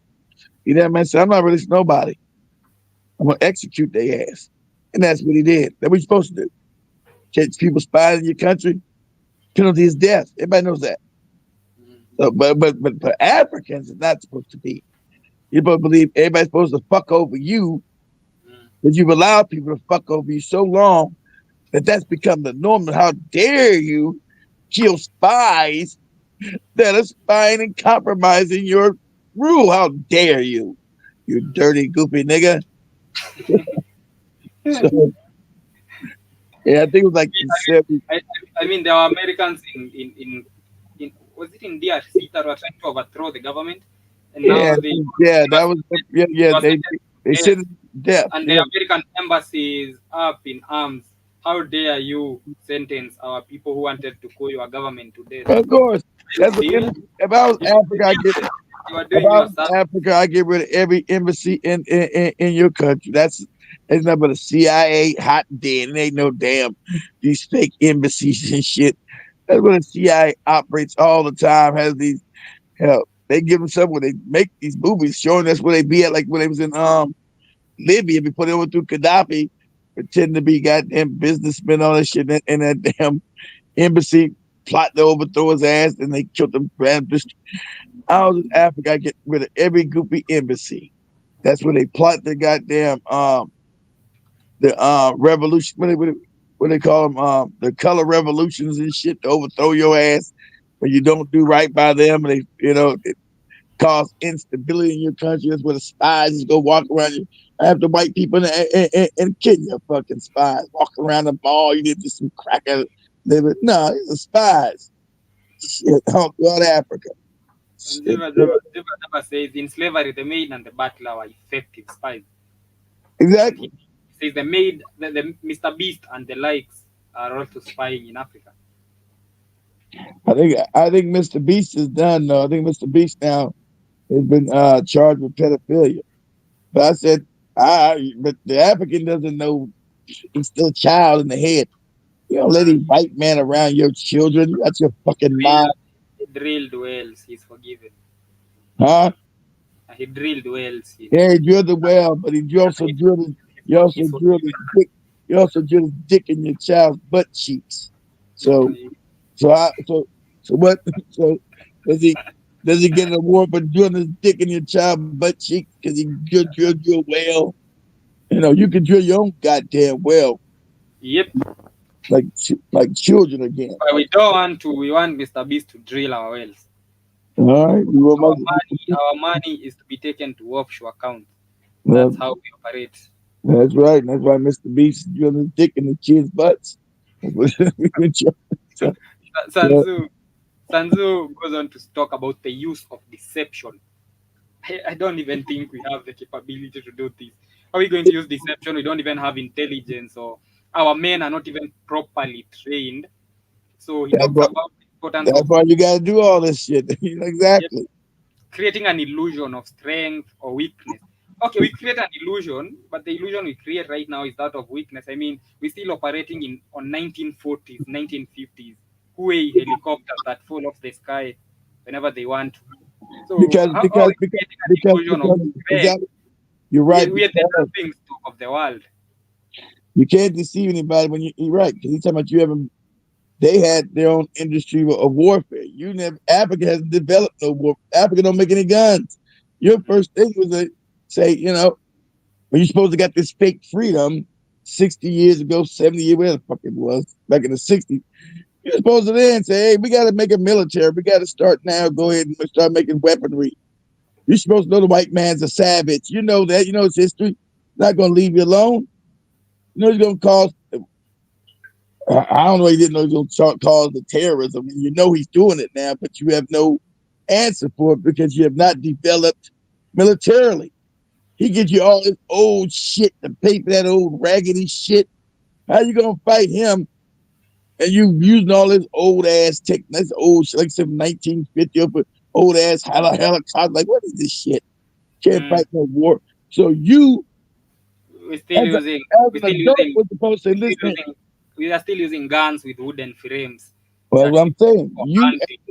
you as an adult from, like I told Joby, I said, these African men are children, have never grown up. When you When you get conquered, it calls infanticide. The people that conquer you keep the men as children. African man is never, even though you thought your father's a grown man, he's not. Your father's a child in the head. As an adult, you would say, okay, this technology they gave me is fucked up, but I'm going to reverse engineer it. And if I reverse engineer it, that would lead me to know how to make better technology because I have to start somewhere. You reverse engineer everything. Let me go take this shit apart, reverse engineer, see how it works. So since you Uh, understand the technology, that that sounds brings like forth that other. sounds like that sounds like too much English. I would rather have moonshine and sleep. That's what I'm saying. That's what I'm talking about. You're a child. You're a child in the head. So you rather have moonshine and if you don't want power, like go back to the Those, 40s, you those know, words are too big. you want to be ruled. You Mhm. want to be ruled. You don't want power. You don't want to be free because that means you got to grow up and be an adult. Can't fucking drink moonshine and your thing can't be talking about partying all the fucking time. You have to grow up and realize you have enemies who have been living off your back, leeches really leeching off your. But you know that anybody that's in government now, but you know that they've been leeching in their livelihood came from them stealing and leeching off your ass. Mm. You would think as an African man, you say, God damn, we got to grow up eventually as men on the planet and not look at as a laughing stock. And we Yeah, have to start being men. We have to be equal to other men on the planet. yeah. The Ugandan brothers listening to you understand what you're saying is true. So I think they are going to have moonshine as they are thinking about what you say, as they are digesting your message. Yeah, that is what I started by saying. I started the show by saying I don't think we're angry enough as Africans. So we do not have the motivation really, because even the last thing that Sanzu says in this chapter is morale and cohesion. He said that energy is not just physical, but also the morale and the spirit. And the reason Africans won against the white man during the struggle for independence was because we had the motivation then. They knew they Boy, were fighting for our lands back. They were outgunned. They had better weapons. We did yep. not have weapons. We had arrows and They didn't have panga. enough numbers. You had, But because we had more motivation than they did, we won. But right now, that, we're not angry enough to win wars. Have you seen Have you seen any anger in Gambia? Any anger in Senegal? no. Brothers are okay. They have no problem with living fucked up. So that it, See, what the more said is the truth. I remember what Trump said, only an African can live like this. Nobody, no other race can live in these Canberras. No other race can live like this and just be um and be happy and not say, fuck it, we got to overthrow these government. No one would be swimming in shit rivers like Nigeria. No one would do this. They said, what kind of life is this? If I gotta live like this, I might have to go overthrow the government. I'm not living. What kind of life is this? Only African, because I don't know if it came from the religion that they were given this fake shit. I don't know what's in the African that allows them to be this docile. Say, oh well, live all fucked up. It's the norm. Waiting on to die, so I go to this fake heaven. I don't know. I like, man, I can't live in this shit. I'd rather go to war and die. What? I'd rather overthrow the government. I'm plotting to overthrow this shit. I'm I not don't plotting to understand. leave I either don't go be nobody's understand. maid up in England or fucking Italy. I'm not plotting to go be nobody. Hey man, we're gonna take all our resources, we're gonna try to make it up across the desert and across the Mediterranean and go work as a maid and be fucked up in Europe. That is the plan. The plan is I'm gonna stick around for a little while. Maybe try the green card. I might get lucky and go to Minnesota. If I'm not lucky, then I can go try be a maid in Saudi Arabia. It's a good life. Then even though I have no water in my house, at least I ate supper yesterday, and the president is from my tribe, and you know it's a good life. That's another thing, that tribe shit. It's a good life. It's a good life. The president is from our tribe. Your tribe does not have anyone on the government. We slept hungry, both of us, but the president is from my tribe. What does your tribe have? So it's a good life. That's why Africa is going to be liberated the day we become angry enough, because we So are not angry it's enough. gonna We do not know. it's gonna be rated. It's gonna be liberated with people your age and younger who now have access to information, who actually smart. And Sun Tzu, you can't be a moron. And you must study your enemy. You must learn shit. Can't you got to learn. You got to know shit. So you being stupid and ignorant and think it's bliss. No, your bliss is your poverty. So so the continent now they're becoming more demoralized and saying, "Oh, I've seen it on this TikTok app. They censoring like shit now. That these youth are saying, fuck this tribal shit. They don't hear their mom and daddy talking about break the tribe because your tribe hasn't benefited you. That shit don't work. So you can't, you're smart enough to know like this there. My parents keep talking this tribal shit, and we can look around and see we fucked up. So it doesn't work. So I would believe our unity would be better than this tribal shit. That's what's happening. Because you can't send me no benefit. And I told you, fuck all your goofy tradition. Your traditions don't do shit for you because you're still impoverished, still Yep. ruled, still controlled. You think the Chinese coming to Africa give a fuck about your traditions?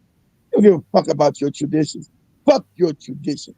Nigga, get back to work. I'm in your continent. You now work for me. That's what you do. I went, well, can I get off and go do my goofy tradition? Hell no, you can't. I'm gonna fire your black ass. No. You fuck about your fucked up traditions.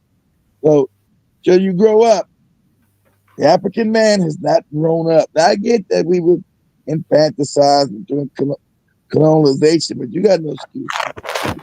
You got to have some young Ibram Touré. You have to grow up. Yep. You got to become responsible and accountable. That's why all And the leaders are morons, and they think it's an accident. Everybody, all these leaders are morons. mm, They're like, you look at these African leaders, they're not like no other leaders on the planet. They're all dumb. They're visibly dumb. You wouldn't allow these motherfuckers to control a shoe store, let alone a country. They're visible. Not that you even listen to them and know they stupid. They're visibly. a shoe store. I wouldn't let them tie their shoes. Kid. They're visibly stupid. You know, Yeah. anything at these summits, you be like, God damn, these are African leaders. What the fuck is going on? They visibly stupid. They tell they idiots. So that's why they've and been it, put it there. and it's a mathematical absurdity that they all are. And as we come to the end of the show, the Exactly, chat like I just told you, it's comes down. mathematical absurdity. So Yep. that means there's something behind it. Mm. It doesn't make sense mathematically to have all Yes, of them. it's against statistics. No way. We can't have all of them having Gambian IQ. I mean, It's that, it is a statistical improbability mm, of all these leaders coming to power unless there was not a hand behind it. yep, Because it'd be a statistical improbability. Everybody's a fucking moron. That's why an anomaly is an Ibram Touré because he wasn't supposed to come to power. He just snapped, he grabbed it, not given, he just stole it, took it. Fuck that. So that they make sure that leaders like that don't come to power in Africa. They try to kill him. That's why he's an anomaly. That's what Africa would usually be. Leaders like him, young, that old handkerchief head morons like a Museveni, like that. And Chad Museveni said, "I'm running again in 2026." Of course you were. What else you gonna do? We know you're an idiot. You know you're not going to give up no presidency in your fake democracy. And if you didn't know, the majority of that's why Uganda is backwards. The majority of the infrastructure in Uganda was built by Idi Amin 50 fucking years ago. Not by Museveni. Museveni started selling it all off. But Idi Amin was owning all of it, building everything and owning it. The Africans own it. They put this moron in there. He started giving it away to the white man. It hasn't built shit. That's why everything was Uganda. All your major functions in Uganda. I'm looking at some things telling that Idi Amin built all that shit. mm, yep. And Crazy. as we come to the end, Ngugi wa Thiong'o says there's nothing as dangerous as a man who's sick and they don't know they're sick because they'll wake up dead one day. And that is Africa. We do not know. We are not angry enough, and that is why they can take us for granted as much as they want. I think you're not angry enough because the African is made ignorant. You don't know what you're angry about. Yet we are a sick man who does not know that he's sick. He'll Yeah. wake up dead one day. So make sure you join HR in the next few minutes. He has an amazing show planned up for you. How you know? Somebody's in there? Yeah. Okay. So enjoy the rest of your day. I hear Jiba. Joe be back there cooking some shit or something. She's knocking pots You around. are not allowed to talk anything negative about Joby's chicken. You've never tasted. Oh, she making chicken? I don't know what she making. Oh, that what she making? Yeah. No, Oh, she's not cooking, but Joby cooks very good meals. with all them pots I hear smashing in the background. Shit. Is she just angry or something? No. So big shout out to Michelle, to Jiba Jaba, to General Mosquito, to Kush King and everyone else who was with me throughout the show. And of course, to everyone else who's going to watch this show later, I hope you enjoyed the rest of your weekend. It's always a pleasure, ladies and gentlemen. Hey, Much let's love. ask the more question again.